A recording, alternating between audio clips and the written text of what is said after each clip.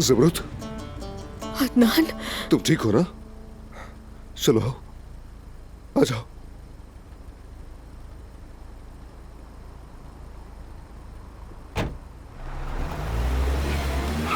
तू बच नहीं सकता बस अमीर खान।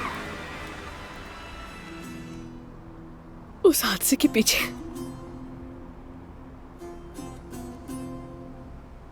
तुम्हारे चचा हैं।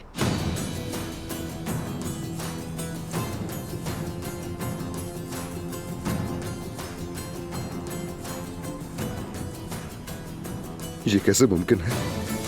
कैसे हो सकता है ये? वो तो महीनों से मेरी आंखों में आंखें डालकर झूठ बोल रहे थे मुझसे। कह रहे थे अफसोस है तुम्हारे अदनान, लिए। रुक मुझसे जाओ। झूठ क्यों बोल रहे थे वो? मेरी बात तो सुनो। अदनान, मुझे पछताने में मजबूर मत करो, मैंने इसलिए नहीं बताया तुम्हें। ज़मरुद,